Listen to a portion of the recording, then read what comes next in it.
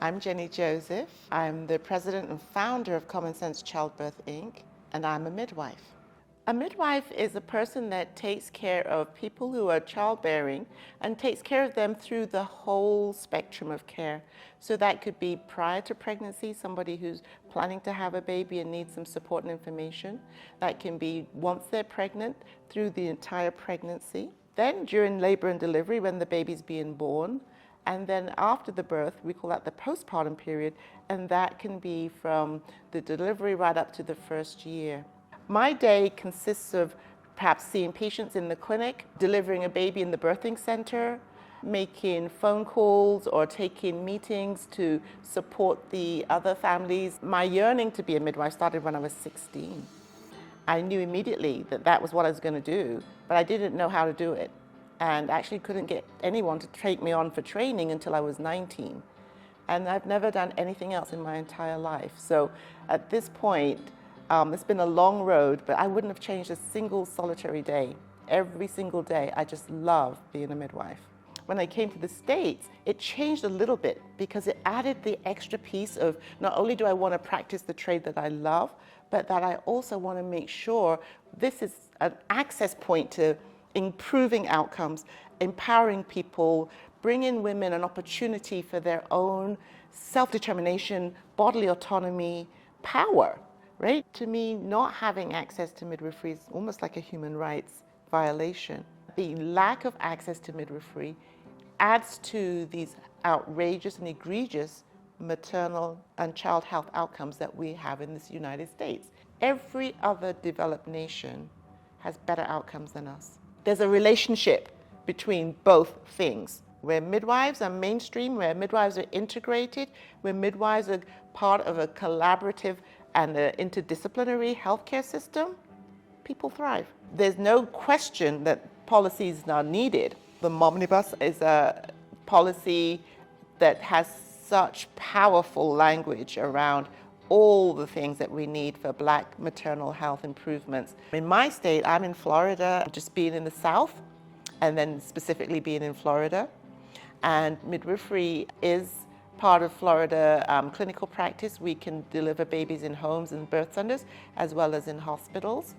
But we are needing to build our power to be really effective and to bring about change. So we decided, because of the lack of access not only for midwifery to be clinically delivered, but also for people to become midwives, that we had to find a way around that, because we are all about scaling midwifery as the solution to maternal health disparities in the USA. And so the answer was providing outpatient midwifery care and having folks still choose hospital delivery when they felt that that was their best choice and they were able to feel empowered in that choice. My model, I call it the JJ way, the model helped us to find other ways to create a midwifery structure, if you will, an infrastructure, and deliver midwifery type care, which still centers families, still centers the birthing parents. They choose where and how they have their baby. So my midwifery model incorporated the wraparound pieces, which up to now, we've had a hard time figuring out how to put those in play inside an American system that says obstetricians are the only way, hospital births are the only way, and everything else outside of that is dangerous or wrong or, unhealthy. And that propaganda is what started in the early 20th century with the purposeful eradication of the midwives who delivered everybody. When we talk to families nowadays, Black families, African American families, they have people in their line who can say, yeah, we were delivered by the midwife, or they have midwives in their line. At one point, there were 9,000 granny midwives in Georgia.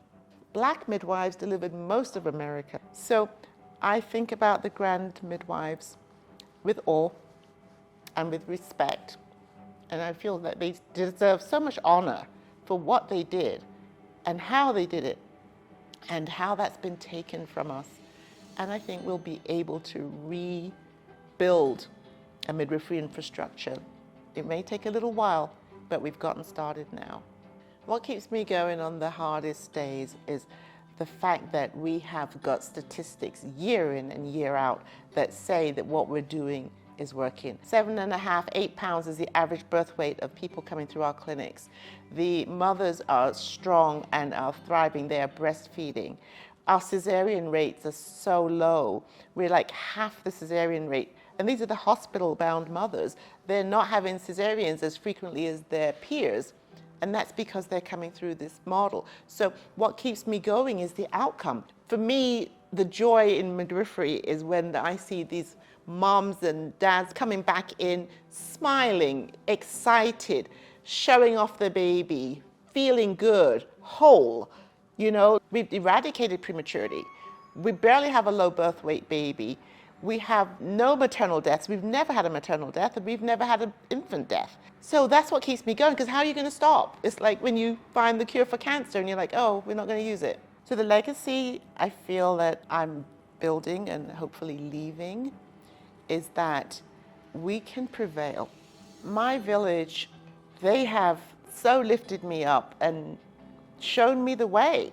I got off the plane with stars in my eyes in Orlando, 1989, and just thought I would just breeze on through with my life, and it wasn't the case at all. And my village, the village that, you know, now supports me and holds me, they gave so much because I had no clue. And they've given me and continue to give me so much courage. And in this particular field, in this arena, in this ecosystem, you know, we are all we have.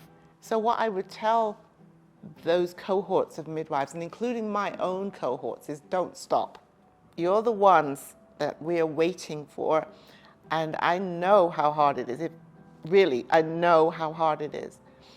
But please, don't stop. My Black birth story of hope is that every single time, every single person gets to say, this is what I want, and that's honored. There could be on the other side of this, you know, however many generations from now, the fact that all of our kids are going to thrive, that all of our mothers are going to thrive, that all of our dads and families are going to thrive. That could be the end result of this work. So I hope that's my legacy.